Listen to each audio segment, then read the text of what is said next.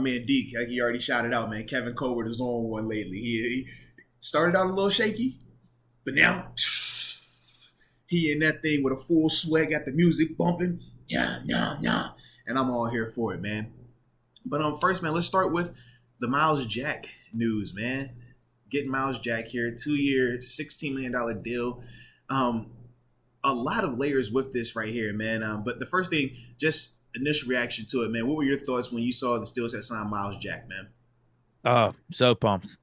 So pumped. This is an awesome deal. And at 8 million, Mm-hmm. kind of a discount. I mean, what did he Mm-hmm. sign in Jacksonville? He signed for like 454. Mm-hmm. So double digits. So we got him Yeah. for 8. Really talented, athletic, just the Mm-hmm. type of dude we need on the inside. Yep. I don't know what we're gonna do with Devin Bush. I don't know if we're gonna maybe draft another linebacker. I don't know if we're Mm-hmm. gonna bring another linebacker in. But as of right now, he's a huge upgrade to the unit. Whether or not we keep Bush or not, what we do with him, we're gonna have Jack and Bush with how the lineup sits right Yeah. now, and where Brian Flores back there, although he's coaching more outside, Oh, right? Flores? Yeah. Am I wrong on that? I'd have to look, man. For me, I thought he was gonna be inside, but no, if Jerry O's still there, then it would make sense for him to be the outside guy. I thought they said Yeah. outside because I'm still seeing a lot of people on Twitter saying, "Oh Yeah. man, Flores is going to be coaching up both Devin Bush and Yeah. Miles Jack." But I'm like, I'm Yeah. pretty If he's sure I just heard he's outside, just then yeah. outside. But as long as Mhm. he's around the linebackers, I'm sure he's still Yeah, going to I would be agree with helping that, them man. out a little Like I bit. said, I haven't looked into the specifics of where he's going to be coaching just yet, but we know his linebackers. So in some capacity, man, he's going to be able to get his hands on them in some capacity. And with a guy like Brian Flores, Yeah. you don't turn that type of any knowledge down from him, man. Period.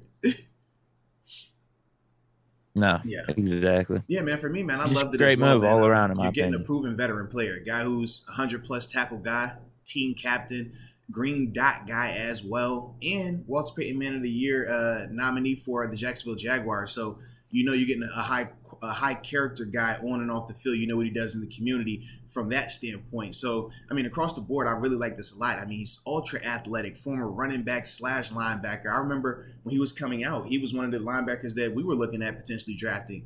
And those are some of the things that, they would talk about, just how his feet, his versatility, his vision made him such an intriguing prospect.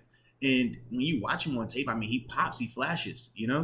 He is that the stud inside linebacker that you want. He's a guy that you really don't have a lot of concerns with when he's on the field, just based on, how hard he plays and the technique and fundamentals that he plays with as well. I mean, across the board, Myles is a daggone good linebacker, man.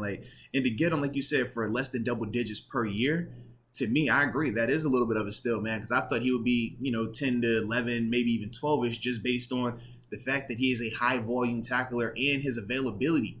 I think he's only missed, 4 games in his career? It's something crazy like that. Like he's always out there. He's always available.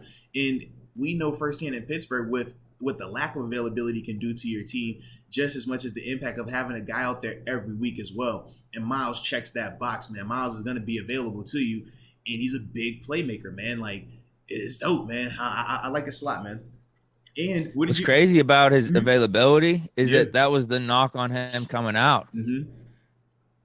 Nobody Yeah. thought that he was going to last in the NFL that long because everyone Yeah. was concerned about his Mm-hmm. knees. That's why he dropped the second. He Yeah. would have been a for sure, I think, top 15 I'd pick, agree, first man. round I would pick. agree. But everyone was really concerned about his Yeah. longevity. And now we're talking highly about his Yeah. availability. It's pretty funny. Absolutely, man. But that's the beauty of, giving a person a chance, right? They get a chance to either show that they can or that they cannot. He's one of the ones that showed that he can do it, and he has continued to do it at a high level.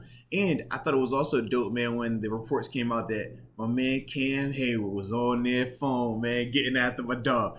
Hey, yo, Myles, you need to come and join us. He needs he needs a little bit more work to do, but Cam's been killing Cam's it too. holding it down, man. I was definitely glad to see that. And then it was also dope to hear, when Myles Jack was speaking as well to the media, basically saying that, Coach Tomlin told him they're trying to win a championship, and they essentially want him to be a part of it. They need him.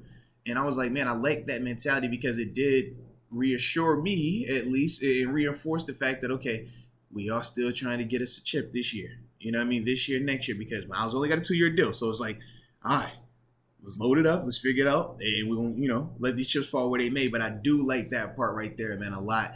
And to just know that Myles isn't afraid of this type of situation because he's been in this before.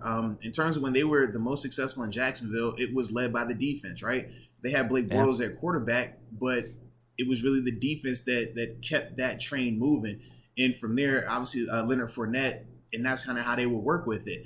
It's probably going to be similar here in the sense of we don't have a over-the-top marquee quarterback, right? We know that either whether it's Mitch, Mason, Haskins, whoever, they're going to have some limitations. But this defense is going to have to be the team, the part of the team that carries us at points. And I do think that Myles being here reassures you in that sense. It gives you more confidence in their ability to do that because he addresses one of our biggest positions, of need in a sense. After we've made these other moves across the offensive line and these corners and stuff like that, it was like, man, what are we doing at the inside part of our defense? But to see Myles be brought in and him be, dialed into that type of approach, I definitely think is a huge plus for this defense as well because he's a hungry guy that's going to want to prove something also.